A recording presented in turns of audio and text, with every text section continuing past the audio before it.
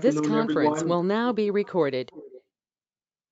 I want to thank you all for showing up today to our Metropolitan Water District Representatives Caucus meeting, special meeting of the Board of Directors of West Basin Municipal Water District. It is now 12:31, and we will get started here. And like they said, we have a quorum. So I'll call this meeting to order. And is there any public comment, Mr. GM? President Williams, no, I do not have any public comments requests. Okay, we'll move on to item number 3, which is discussion. And for item A, Metropolitan Water District update by Jeff Keidlinger, General Manager of MWD, and he will be discussing various updates from MWD's board agenda. Mr. Keidlinger. Good afternoon, President Williams, and hello to the West Basin Caucus. Yes, I'll get started and walk through some things. I also, we are going to discuss one of our items on the agenda, on our upcoming March agenda in some detail, and I'm going to have a staff member do some presentation on that. James Bodnar will be doing that. So real quickly, I wanted to address right up front.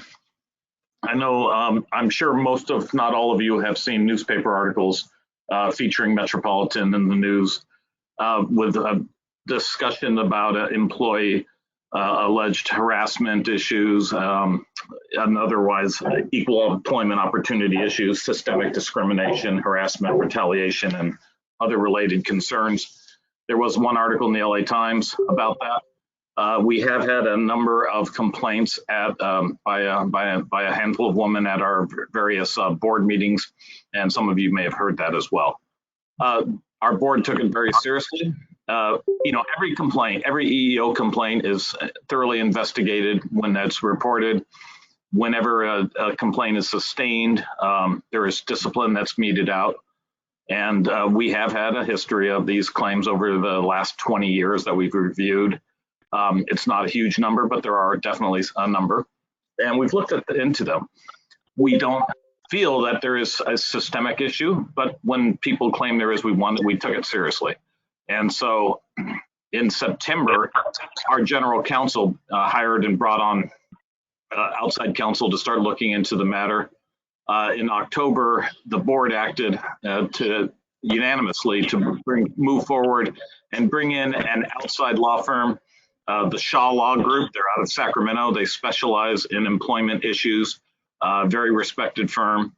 They are doing a thorough analysis of the old cases to ensure that appropriate procedures were followed at Metropolitan. If they weren't, if we're not using best practices, they'll be providing advice on that.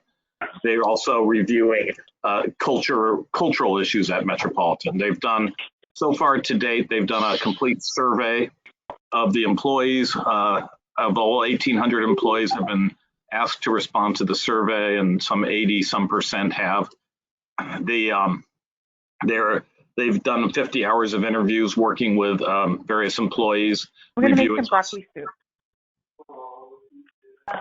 They're also going to be interviewing about roughly over 125 employees, managers, as well as staff. And our hope is that we get a thorough report back roughly in the April timeframe. But if it takes longer, it takes longer. The goal is to be complete as fast, as quickly as possible, but completeness is the goal, and thoroughness.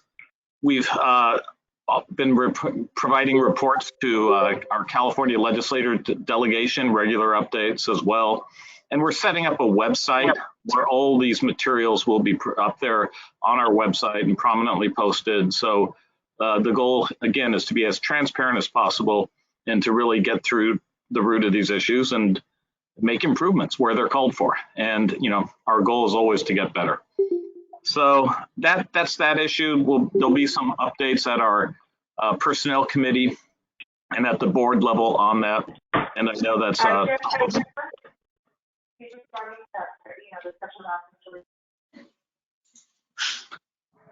And, those will be brought forward and discussed at the board level. On the actual agenda for this coming meeting, we have a relatively light agenda. I do want to bring to people's attention, of course, it's raining today, but California is heading towards a critical dry year.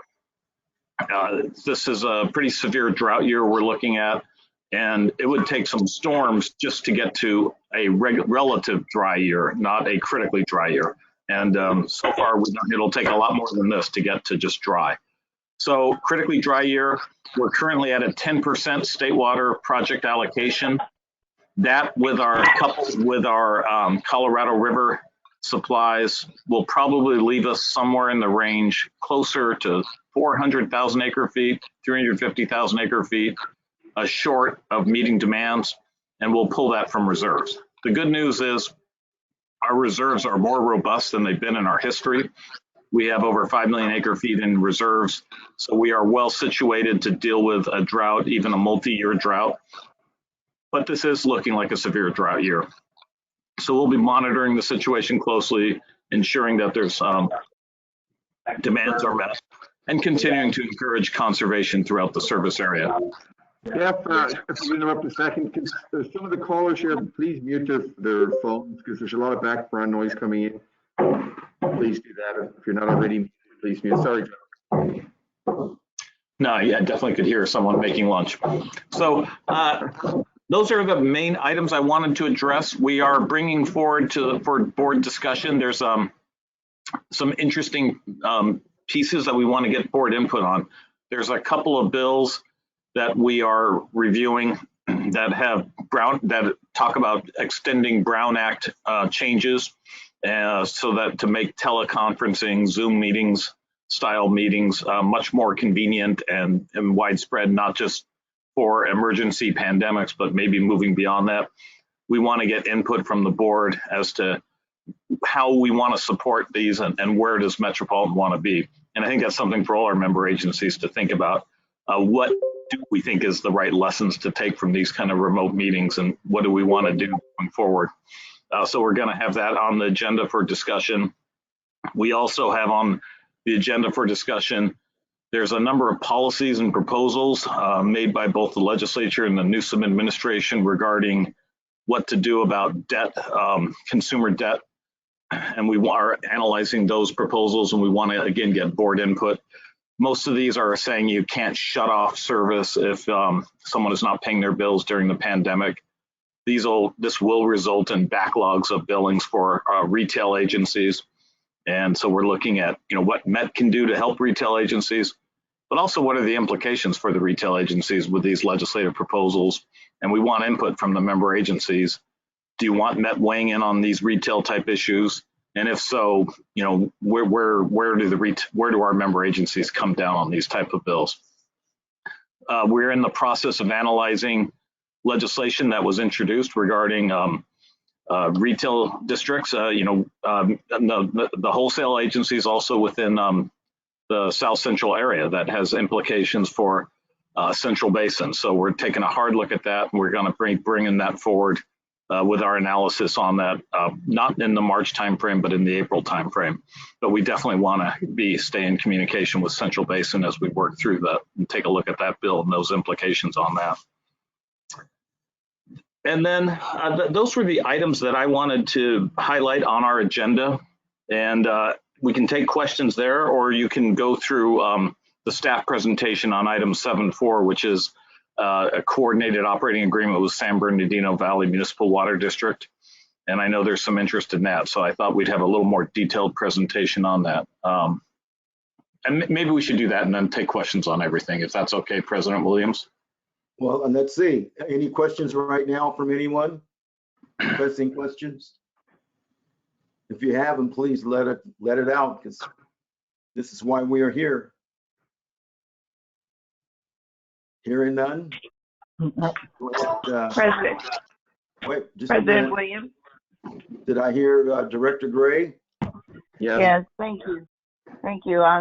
Unfortunately, I'm on the phone because I'm traveling, but I just wanted to add a couple of comments to our manager Linger's report regarding the allegations that he spoke of with the EEO complaints and the issues regarding employee safety.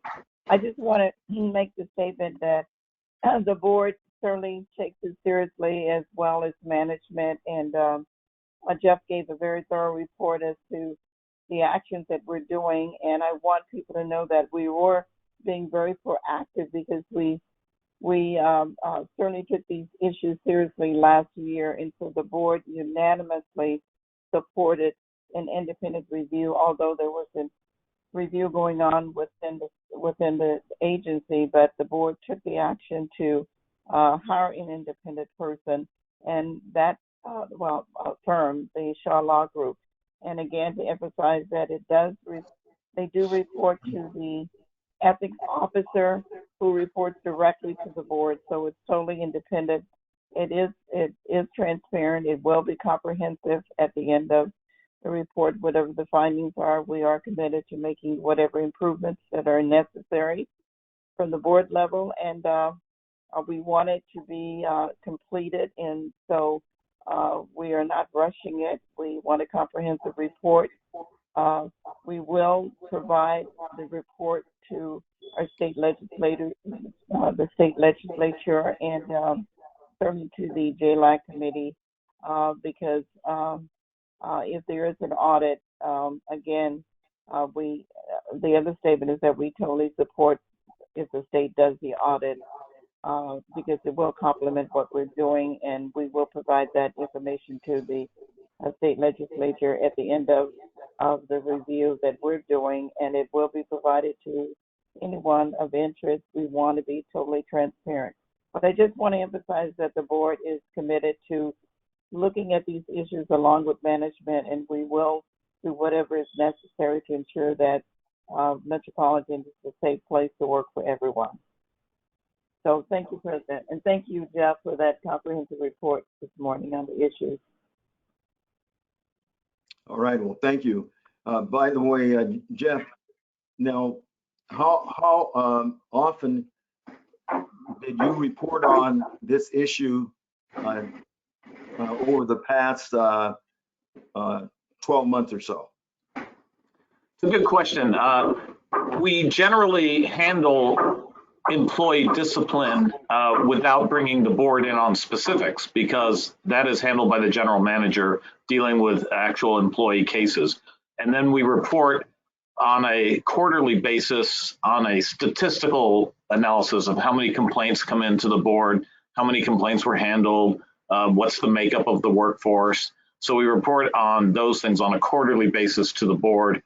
But the actual specific individual cases, unless someone has filed a lawsuit and we go into closed session, they don't come before the board. And it is important to remember that, that the board directs the general manager, and I get dealt with in closed session along with the other direct reports to the board.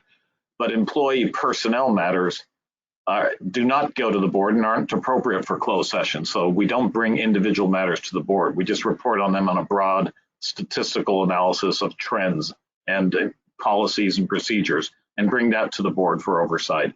And that's done on a quarterly basis. Very good, thank you. Any more questions out there? President Williams? Yes.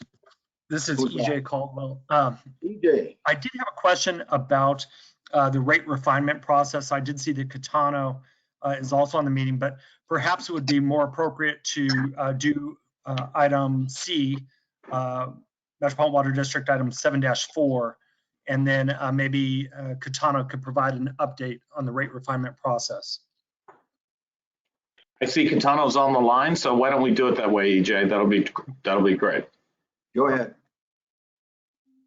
But don't leave, EJ. So, Do you want to do it now or later? Yeah, why don't you go ahead and do it now, Catano, and then we'll follow up with James. Okay, hold on. Can you hear me clearly?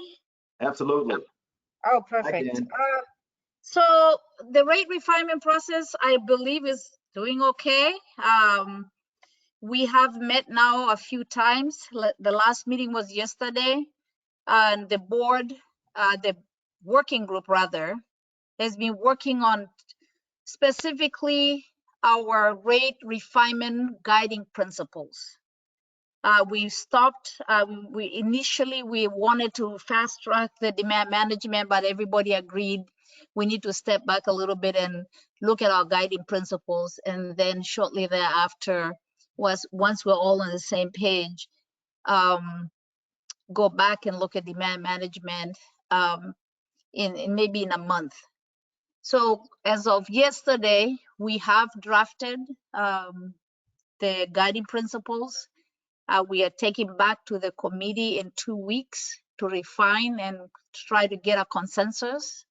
I plan on coming to the board in April. We actually don't have a finance committee next month, this month, so I'll bring back in April just really the background of demand management, especially what Peter Mayer, if some of you were here a year or so ago, articulated functionalization. So we want to revisit that because you have a few new members or board members. So we want to step back and do background information on that. We will also lead background information on what Raftelis presented to us last year. So that's what we're going for now. We will do background information demand management in April. Hopefully in May, depending on where the working group is going to be, we will bring the guiding principles or those for the board to review and adopt, review and give us recommendations. And lastly, I will then bring hopefully a comprehensive report to the board sometime in June. And that report will cover the guiding principles and demand management, so we can lay out where we are and where we're going. So that's where we are right now with rate refinement. That's perfect. Thank you very much for the update. And I don't see questions or hear questions, so perhaps Devin, do you want to introduce James Bodnar in item 7.4? Sure. Thanks, Jeff. And good afternoon, everybody. Item 7-4 is actually an action item that we have been discussing with the board for some time now. There's been a negotiation that we've conducted with another state water contractor, which is the San Bernardino Valley Municipal Water District, contractor that shares a border with us on the eastern side of our service area. We've had agreements with San Bernardino in the past that have really provided benefits to our region. And James, the head of our water transfers program at Metropolitan, will speak to some of those benefits. But James is also going to provide an overview of what has been negotiated as a new proposal that would be a new deal with San Bernardino Valley that would bring additional water supplies into our region through this agreement. And it would also have a provision that would allow our member agencies to receive an equivalent amount of water from us that could qualify for something that's known as extraordinary supplies. This is a special provision under Metropolitan's water allocation program. And James is going to describe that and talk about how all member agencies would be able to participate in this for benefits in a water supply allocation year. Hopefully, we don't actually have those anymore because we've been able to avoid them, but it would be a provision that would apply when Metropolitan needs to allocate supplies in a future year. So with that, James, again, is the head of our water transfers program. And James, it'd be great if you could walk the group through this. Thank you, Devin. Good afternoon, board president, board members, and member agency staff. I do apologize if you hear some background noise. A gardener is gardening next door. It's not raining enough here in this part of the region. To start, I'm going to give you some background on Valley District, or San Bernardino Valley Municipal Water District, also known as Valley District.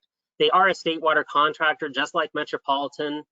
They have just over 100,000 acre feet of Table A. They are the 5th largest state water contractor. They are located in the San Bernardino Basin groundwater area and the Santa Ana River watershed. Now, there has been past litigation with Valley District. Metropolitan litigated with Valley District because we were concerned about them serving state water project supplies in metropolitan service area. Fortunately, we effectively turned lemons into lemonade by entering into a coordinating operating agreement with them that provided us both mutual aid and a water transfer. That mutual aid provision helped us initially fill Diamond Valley Lake with over 600,000 acre feet of supply. And also the water transfer provided us 200,000 acre feet of additional regional supplies. Unfortunately, that agreement did expire in 2016. Valley District is looking at extending that mutual aid and water transfer to us. They're looking at providing us their surplus state water project supplies at their sole discretion. Metropolitan would also, at its discretion, accept that water. We've negotiated a price schedule, including all state water project allocations, that ranges from $450 an acre foot to a low of $125 an acre foot. I really want you to focus on the higher allocations. Even though we negotiated for all allocations, it's most likely surplus conditions will be in that higher 60 plus frame, so $125 an acre foot. What is also important about this is there's no conveyance losses. So getting south of Delta supplies at $125 an acre foot is extremely attractive. Metropolitan would pay the Department of Water Resources transportation costs. That's consistent with other transfers and even our storage programs. So Valley District does require a benefit, though, to the Santa Ana River watershed, and specifically to the Santa Ana River Conservation Conjunctive Use Program, also known as SARCUP. Just to give you a high-level overview, this is the Santa Ana River watershed, and Valley District is really trying to be a leader and improve the watershed's reliability, focusing on the Santa Ana River watershed. And they're looking at partnering with 4 of Metropolitan's member agencies. That includes Inland Empire, Western, Eastern, and MODOC. And with respect to MODOC, a sub-agency, Orange County Water District, would be involved in that SARCUP program. Now, we last presented to the board in October, and we've been really listening for the member agencies to provide feedback and incorporating that feedback to make the proposal even better. One of the key factors that we received was, what are the benefits to the other member agencies that aren't SARCUP? And we're suggesting to modify the provision. Extraordinary supply would be available to all member agencies, not just the SARCUP participants. So the benefits specific to extraordinary supply would benefit the entire region. Now, if the demand for that water exceeds the supply, the water would be allocated based on historic averages of purchases. And I do want to point out that even if you don't get East Branch supplies, we're looking at amounts. So for example, if we get 10,000 acre feet of water from Valley District, 10,000 acre feet would be available for extraordinary supply. Whether you're on the east side or west side of our system, we're going to track the amounts. We're not going to track the actual water molecules. Member agencies in the SARCUP program, their amounts would be adjusted for the portion outside of the Santa Ana River watershed because they would be receiving or offered 50% in Inland Empire, MODOC, and Western, 50% to meet the requirement that Valley District is putting on the transfer. We also recognize, receiving feedback from the member agencies, that they may choose to participate in sub-agencies, and that's why we're looking for authority to enter into agreements with both member agencies and sub-agencies in the development of extraordinary supply. Many member agencies don't have actually groundwater storage rights, so they might partner with a sub-agency to develop that supply. Other key terms, the water must be managed in accordance with the water supply allocation plan. It's not automatic, so there's no giving extraordinary supply under this program. This extraordinary supply has to be earned. The water is also going to be delivered at the full service rate. So at the time of the delivery, they pay the tier 1 if they're in tier 1. If they're in tier 2, they pay the tier 2. Now, there is an exception on the capacity charge, but this is very similar to our other programs, like our cyclic programs, where we have full discretion. Metropolitan can decide whether we want to deliver this water or not, or make the water available. So it's at our discretion. So we're not asking for a capacity charge associated for that water. And the term of an agreement could not exceed the state water contract, which currently is 2035, but we expect that that would extend. Now, June 1st would be the when Valley District notifies us of surplus supplies. Typically, by the end of May, we know what our state water project supply conditions are. We have the final allocation. July 1st, Metropolitan notifies Valley District of the purchase and sends notice to all the member agencies the water that's available for extraordinary supply to be stored. Member agencies will notify Metropolitan by August 15th. And then there's another key point is when the member agency receives the water, they need to certify the amount of water that they're receiving in that month, because we need to account for it. Because if they don't, they're going to get charged the capacity charge. And it's important for that. It's an important step in terms of the qualification for extraordinary supply. And then during an allocation, the member agency will again need to certify the delivery, because we won't know that extraordinary supply was produced at that time. Just as an overview, if you haven't seen our extraordinary supply principles, these are some key extraordinary supply principles that are part of the water supply allocation plan that would continue to apply. No negative impacts to the other member agencies. That's a key point. We can't have one member agency having an impact on another agency so that they can get a water supply benefit. Specifically designed program or supply action. And the program needs to be intended for consumptive use during an allocation. This water just can't be stored for local supply enhancement. It needs to be developed so that it enhances the reliability when Metropolitan calls an allocation. And it needs to be fully documented resource management. It's going to be looking at the accounting of when the water was stored and when it was extracted. And that's a very key part of the program. So in summary, Metropolitan is going to retain control over all state water project supplies within the service area. As I started, Metropolitan litigated with Valley District, a state water contractor selling water in our service area. Metropolitan retains that under this agreement. Member agencies continue to pay the rate. It's fiscally responsible with a very competitive price schedule on the water transfers. And the purchases are at Metropolitan's discretion. Manage it. If we're not going to leave state water project on the table and take this water. This water is behind our base supplies. It provides us additional water in the region, though. If we can manage that water, this gives us more water for the region. And this is of particular interest right now with the water management actions that the board just approved and a lot of other state water contractors approved. A lot of the contractors might be marketing their excess state water project supplies. Metropolitan's first in line now with Valley District, and we've got a really good price schedule. So this is definitely additional water to the region that would otherwise and most likely be going to other state water contractors if we didn't pick it up. It also establishes a framework where member agencies can partner on local projects to improve their reliability. So I'd be happy to take any questions at this time. Questions, please.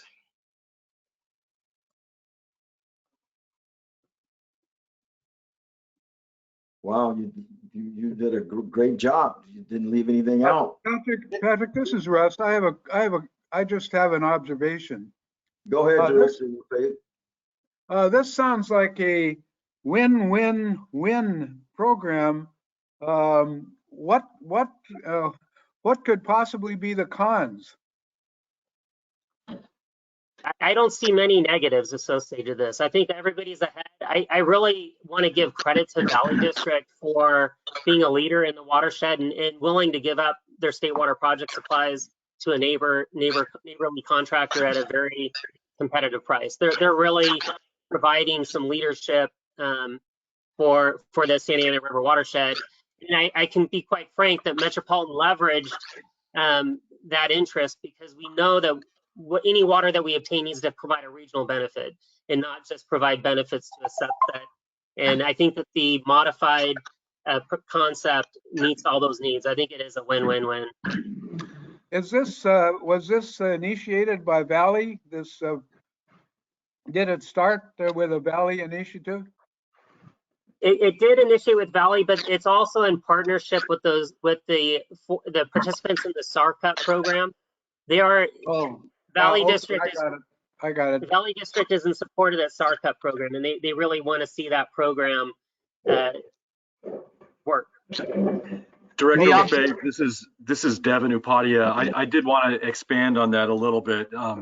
There's actually a long history of cooperation between Metropolitan and San Bernardino Valley Water District. James touched on this in the early goings of his presentation, but we had an agreement with San Bernardino where we were both able to get a little bit of water from them as part of their state water contract supplies under a transfer agreement, very similar to what you see here.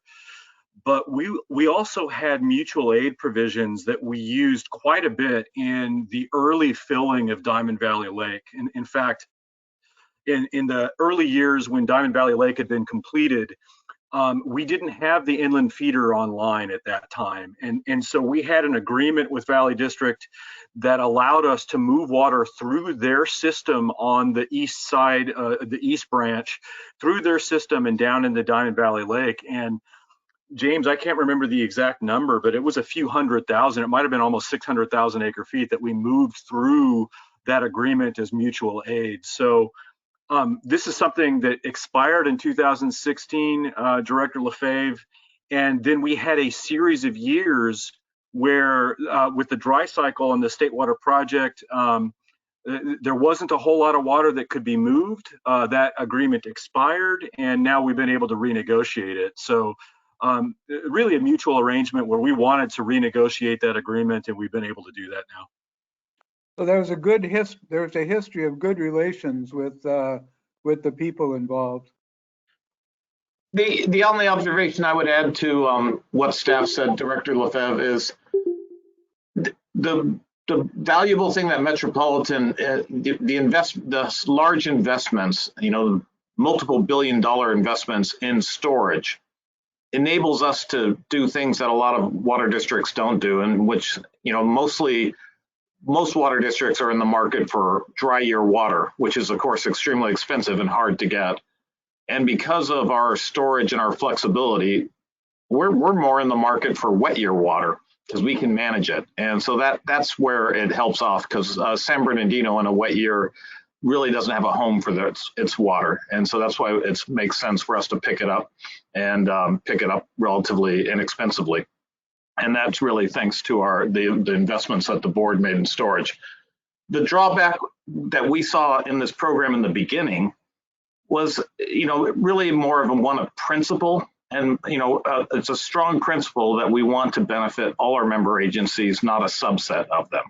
And originally what the SARCUP proposal wasn't going to be available to the whole member agencies. And that's where James and Devin, I gave them direction that cuts against Metropolitan's guiding principles, which is we are a collective and we need to benefit all our members. And to their credit, the SARCUP member agencies, as well as San Bernardino, accepted that principle, worked with us, and we came up with the current proposal that we now think meets that criteria.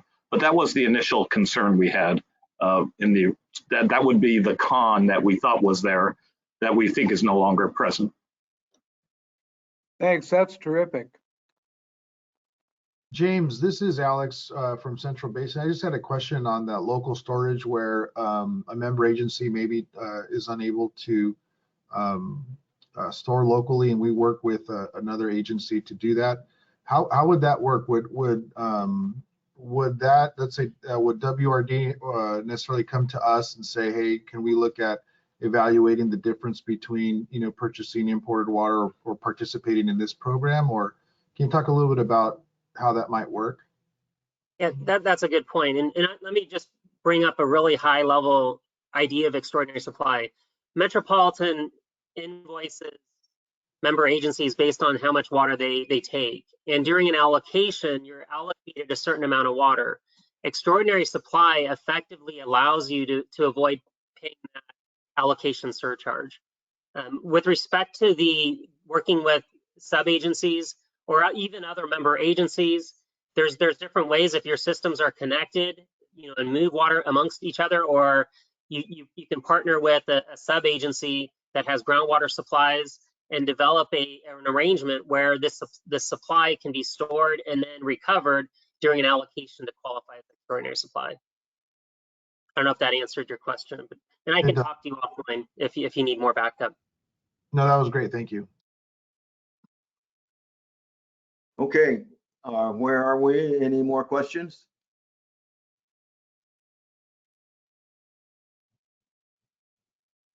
Okay, Jeff, Item 3B. just before we go there, please. Jeff, are you still here? I am. Oh, okay, very good. I've been asked some questions concerning, this is going back to the GM recruitment process, the Yes. open and transparent portion of the hiring of the general manager. And it's kind of hard to wrap your head around that, hiring a general manager in an open and transparent process. How would that look? Because what comes to mind is the hearings at the federal level, the Congress and other kind of open hearings. Is that what people are thinking about when they're thinking about an open and transparent process of hiring a general manager? So obviously these are decisions that are made at the board. They were not made by me, but the process that's been set forth is that we working with a headhunter firm, the Hawkins Group. The board adopted in open session criteria for what they're looking for, the types of qualities they want in a general manager, and that was all done in a very open way. Presented, they took input from the public at public forums, what the public, what stakeholders thought the GM, what the qualities that they wanted in the next general manager. So that was the open part of the process. And now the application closed as of last Friday. And so the position was posted through January, February, and now it's closed and the applicants are in. And now it moves to a more closed traditional part where the board will select who they want to interview those finalists in closed session and make their selection. So that's the open part was really looking at the criteria, getting input from stakeholders as to the qualities you want in a general manager. And this part now is at the board discretion. And so for the sake of the privacy of the applicants and, who may or may not be employed elsewhere, that part will be conducted in closed session. Very good. Thank you. Any questions? Hearing none, seeing none, we'll move on to item C. I guess that would be the next item. That would be item 3B. 3B. I'm sorry. Yeah, we skipped over to 3C. Catano covered that. EJs, that's your part. Go ahead. Yes, thank you very much, President Williams. And I was going to begin with just a couple of the legislative items that are currently on the MWD upcoming communications and legislation agenda. And so I want to begin with what will be item 7-6 on the Metropolitan Water District agenda. It's AB 361 by Assemblymember Rivas.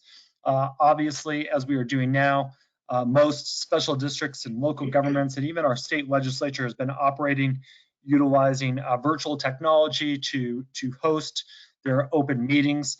This was actually in response to the COVID-19 crisis and was actually permitted through an emergency action by Governor Newsom.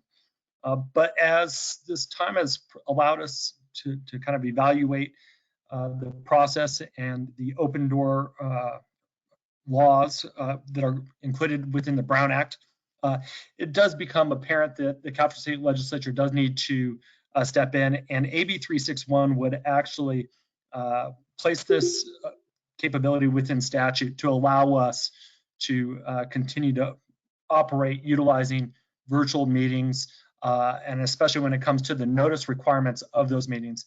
As you recall, in the past, if a board member was required to take the meeting from offsite, you would have to place specific notice at a residence or a hotel. I know West Basin has done this in the past when circumstances have required it. So AB 361 is really intended to provide statutory authority to do that in emergency situations. The other two bills are actually covered under Metropolitan Water District's agenda item number 9-2, and it includes two bills. And I know that the General Manager, Jeff Keitlinger, has referenced these in his prepared remarks. The first one is Senate Bill 222 by Senator Dodd, and is related to water affordability. This bill would establish the Water Affordability Assistance Fund in the state treasury, funded by appropriations by the California State Legislature.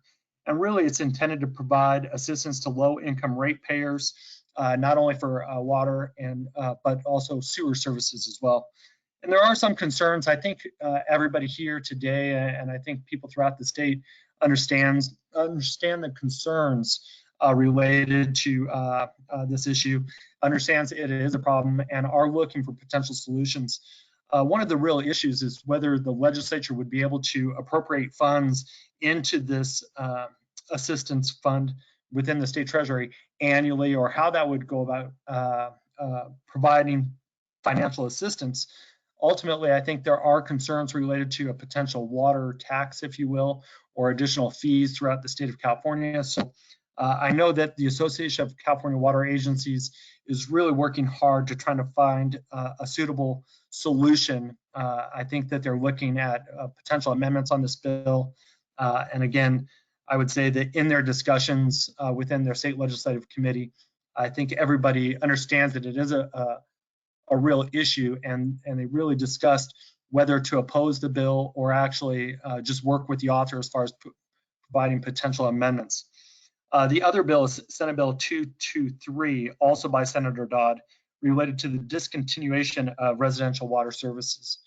And existing law actually prohibits a water retailer from shutting off a residential non-payer unless that continues for over 60 days. And I believe that it defines specifically the type of retailer. I think they need to be more than 200 connections. And this would actually extend that prohibition to even smaller water systems, so below 200 connections or below.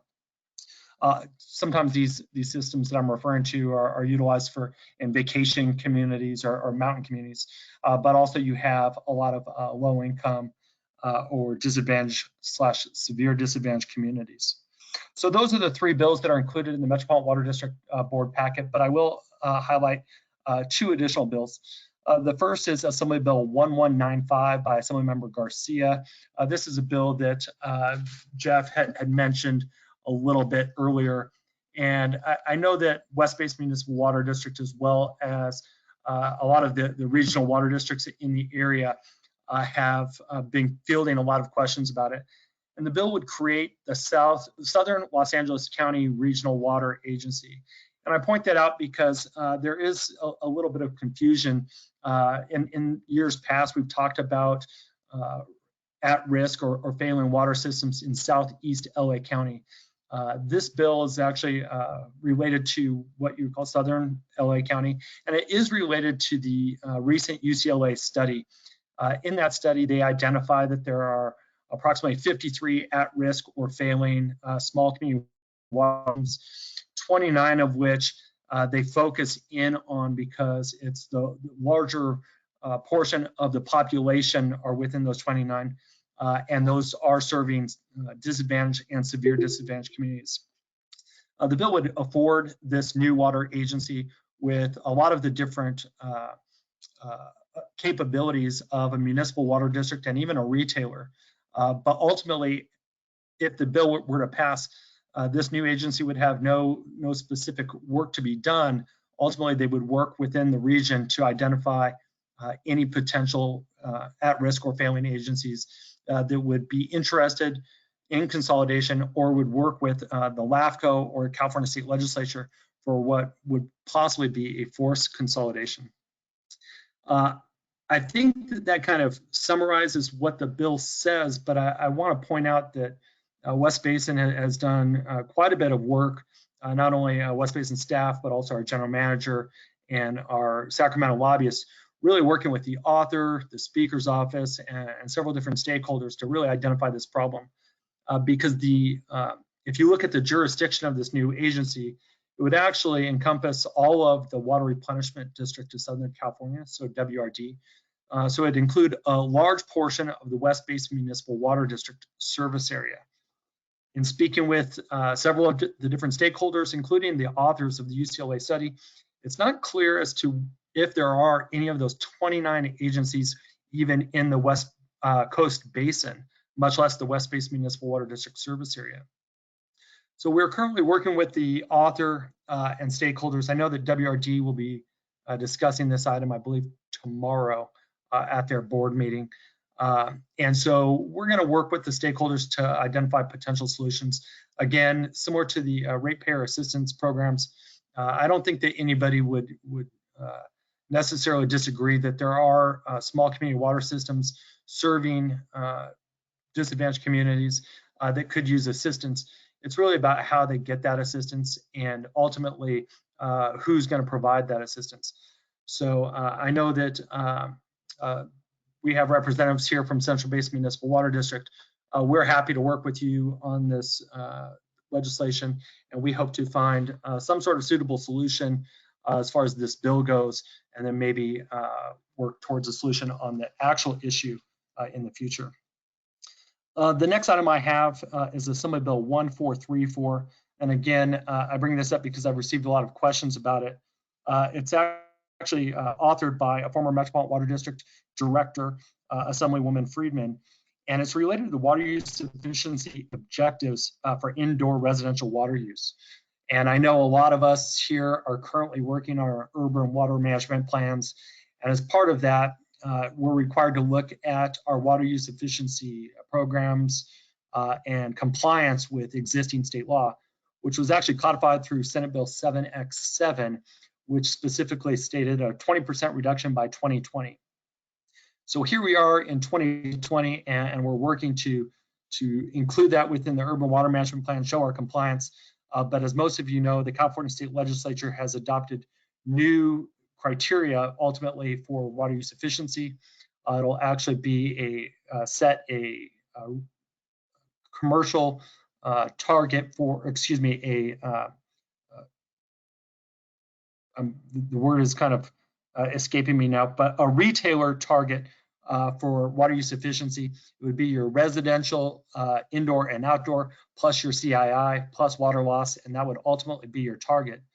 Within the legislation that was enacted, the current target for residential indoor water use would be 55 gallons per capita per day, GPCD. And then in subsequent years, that 55 GPCD would actually come down a little bit to 52.5, and then ultimately 50 gallons per capita per day. Now, this legislation was enacted just a few years ago.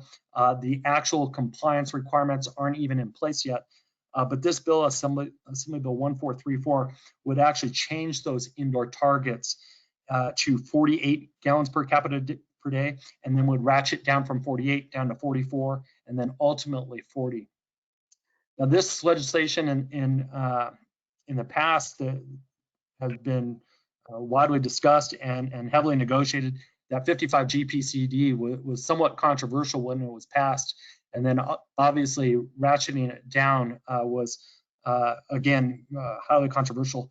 So we could see some of our retailers really take issue with this. Again, 48 going down all the way to 40. While not completely unachievable, it would be somewhat difficult in some of our communities. So West Basin staff will continue to work on this.